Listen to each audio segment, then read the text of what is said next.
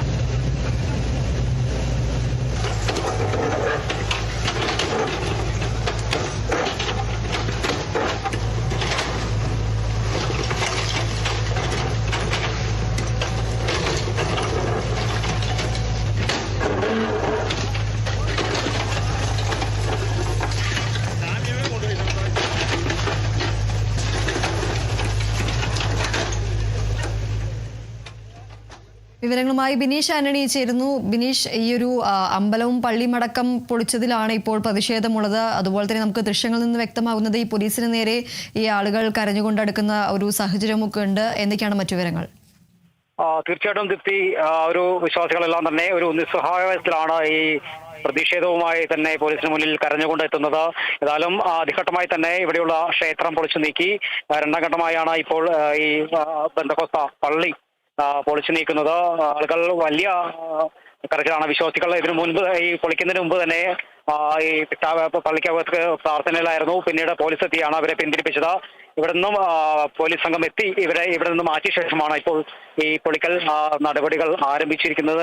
അവർ ഉന്നയിക്കുന്നത് ഞങ്ങൾ കുഞ്ഞു മുതൽ പോയ ഒരു പള്ളിയാണ്, ഈ പള്ളിയാണ് ഇത്തരത്തിൽ പൊളിച്ചു നീക്കുന്നത്, ഒരിക്കലും അനുവദിക്കില്ല എന്നുള്ളൊരു പ്രതിഷേധമെല്ലാം ഉയർത്തിയെങ്കിൽ തന്നെയും പോലീസുകാർ ഈ പ്രതിഷേധം ഉന്നയിച്ചവരെ ഇവിടെ സ്ഥലത്ത് നിന്ന് മാറ്റി ഇപ്പോൾ ഈ പള്ളി പൊളിച്ചു നീക്കിയിരിക്കുകയാണ്. ഏതായാലും ഇന്ന് പൂർണ്ണമായും തന്നെ ഈ ബിൽഡിംഗ് നിർമ്മാണ പ്രവർത്തനങ്ങളെല്ലാം തന്നെ അത്തരത്തിൽ പൊളിച്ചു നീക്കും. വീടുകളിലുള്ള ആളുകളെ ഒഴിപ്പിക്കും.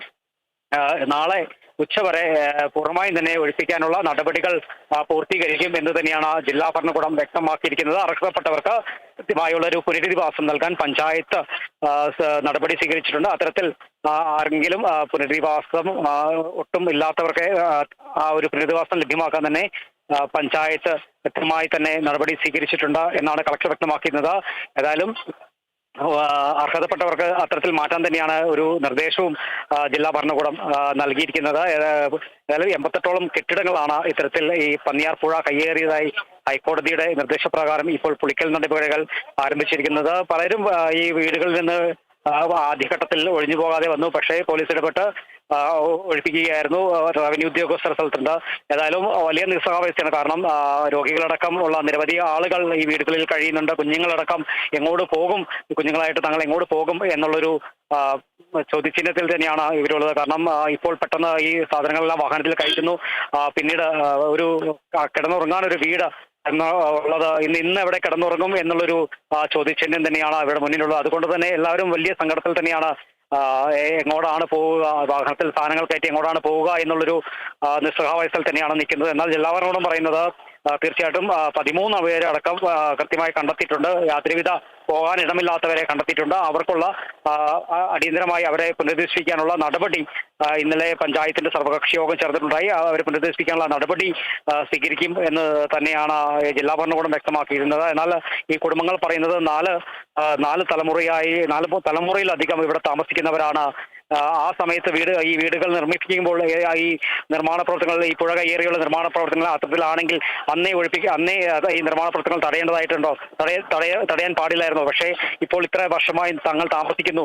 ഇപ്പൊ പെട്ടെന്ന് കുഞ്ഞുങ്ങളുമായിട്ട് തങ്ങൾ ഇറങ്ങാൻ പറഞ്ഞാൽ തങ്ങൾ എങ്ങോട്ട് പോകും എന്നൊരു ചോദ്യത്തിന് മുന്നിൽ തന്നെയാണ് ഈ കുടുംബങ്ങളുള്ളത്. ഏതായാലും ഇന്ന് പൂർണ്ണമായും തന്നെ ഈ കെട്ടിടങ്ങളെല്ലാം തന്നെ പൊളിച്ചു നീക്കാനുള്ള നടപടി സ്വീകരിക്കാൻ തന്നെയാണ് ജില്ലാ ഭരണകൂടം നിർദ്ദേശം നൽകിയിരിക്കുന്നത്. ബാക്കി അത്തരത്തിൽ താമസം വരികയാണെങ്കിൽ നാളെ ഉച്ചയ്ക്ക് മുമ്പായി തന്നെ ഈ ബിൽഡിംഗ് കെട്ടിടങ്ങളെല്ലാം തന്നെ പൊളിക്കാനുള്ള എല്ലാ നടപടിയും സ്വീകരിക്കാൻ ഉത്തരവ് നൽകിയിട്ടുണ്ട്.